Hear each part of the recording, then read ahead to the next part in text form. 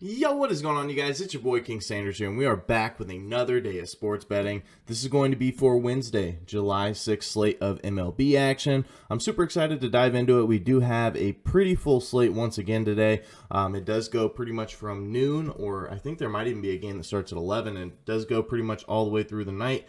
I'm really excited to dive into it, but before we did, I did just want to go ahead and say that we are still currently on the road to 7,000 subscribers. So if you guys are new, make sure that you guys do like, comment, subscribe, and turn on that notification bell so you guys know whenever I post. Next, I did just want to go ahead and give a quick shout out here to all of our members here on the channel. Thank you guys so much for everything that you guys do. And thank you guys so much for giving such a small channel such a big chance, as I always say. It truly does mean so much to me. So without any further ado, let's go ahead and dive into it. We'll do a quick recap as of yesterday.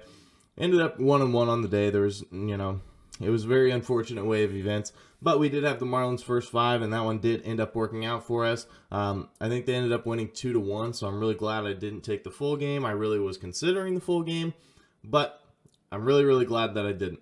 Then we did have the Guardians and the Tigers under 9 runs.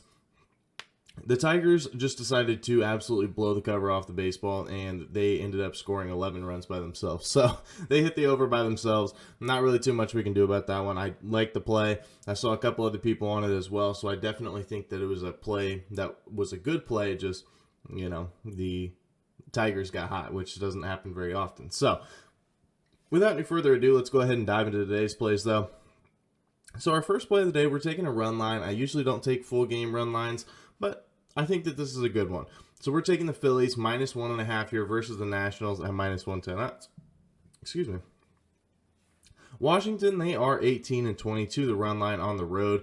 And Philadelphia, on the flip side of things, they are 20-23 at home. So both these teams, not necessarily in their preferred atmosphere.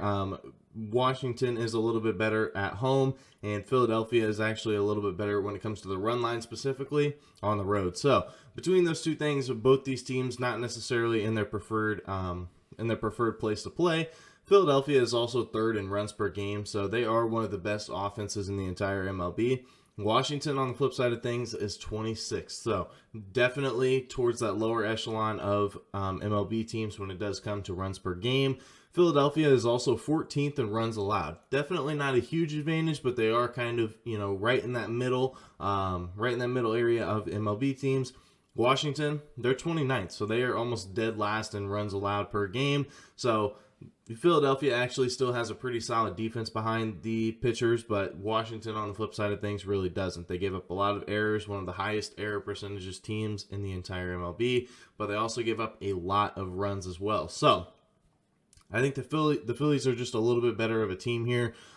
Also on the mound for the Phillies, we're going to be having Aaron Nola on there. Aaron Nola is a really good pitcher this year. He has been absolutely fantastic with a 3.13 ERA, a 1.7 in ERA in his last 5 games, and a 0.00 ERA versus Washington through 8 innings pitched. So it's not like he has a very small sample size. He's pitched through 8 innings and not allowed a single run.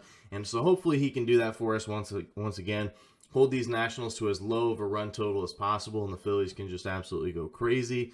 On the flip side of things, Washington, they do have Josiah Gray on the mound, who hasn't been awful over the course of the year, but he does have a 4.22 ERA. So I do think we see a little bit of a pitching advantage there.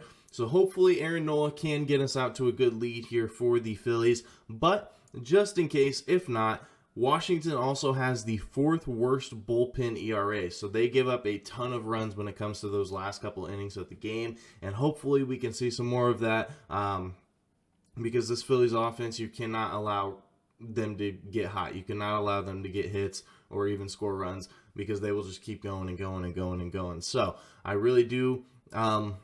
They do have the 4th worst bullpen ERA. I do like the under in the first 5 if you guys wanted a little bit of a lean, just because Josiah Gray has been pretty solid here versus the Phillies. So if you wanted a lean, I do like the under in the first 5. But I do think that they're going to get it done for us in those last couple innings when the bullpens do come in. So that is our first play of the day. We're taking the Phillies run line at minus 1.5 versus the Nationals at minus 110 odds.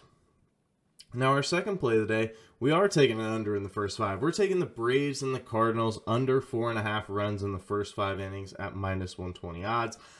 yes, before I get any questions about it, I don't mind the Nerfy. I think that the Nerfy is actually a really solid bet here. I will be putting a little bit of side money on it, but I am going with the under in the first 5, and here's why. Now, both these teams are top 10 when it comes to offense. Atlanta is the 4th best offense when it comes to runs in the entire MLB, and St. Louis is technically 9th. So both these teams are very high-powered offenses. But on the flip side of the coin, both these teams are very, very good defensively as well. St. Louis is 9th in runs allowed, so in the top 10, and Atlanta just barely misses the top 10. They are at 11th fewest runs per game. So both these defenses are very, very solid. So they don't make a whole lot of errors. I think that this is going to be a really good spot to be taking the early under. So we're going to be doing it. Also, on the mound for St. Louis, we're going to have Miles Mikolas, who has been one of their absolute best pitchers over the course of the season. He's had a 2.61 ERA and a 1.83 in his last 5. So he has even been better recently than he has over the course of the entire season. In St. Louis, they have just a really good pitching core just in general. But this one, I mean, Mikolas has been absolutely fantastic. And so hopefully we do see some more of that. On the flip side of things, Max Fried is going to be on the mound for Atlanta with a 2.66 ERA and a 2.51 in his last 5. So not necessarily as much of a drop as we would like to see, but if he does end up giving up just as average, we should end up winning this bet. So, and especially with that really good defense behind him, I think that we should be just fine in this under 4.5. Also, Max Fried in his last 5 starts, this is just a fun little fact. This is something that I was looking through and I saw, but Max Fried in his last 5 starts has allowed no more than 4 runs. So, obviously, he did have one game where he had 4, but other than that, he's only allowed 1 or 2 runs in the other 4 games. So, he's actually been really solid pitching here. And Mikolas is kind of in the same boat, except he is not, in his last 5 starts, he has not allowed more than 2 runs. So he has been absolutely fantastic, like I said. And Max Fried, he did have that one rough game where he gave up 4 runs in the first 5. But other than that, he has not given up literally more than 2 runs, just like Mikolas has. So I think that this is a really good spot to target the under in the first half. I don't love it when it comes to the full game, but it definitely could work out. Once again, these 2 defenses are very, very good, but at the same time, these offenses are very, very good. So I really do like this play. So that is going to be our second and final play of the day. Braves and Cardinals under 4.5 runs in the first 5 innings at -120 odds. I do also like, another one that I do like is going to be Aaron Nola outs recorded. If you guys wanted a player prop, I do like Aaron Nola over and outs recorded. I think it's set to, is it 19.5? I don't remember. It was 20.5, something like that. But I do like the over in that one as well, if you guys did want an additional player prop. So that is going to do it for today's video. If you guys did enjoy, though, make sure you guys do like, comment, subscribe, and turn on the notification bell so you guys know whenever I post.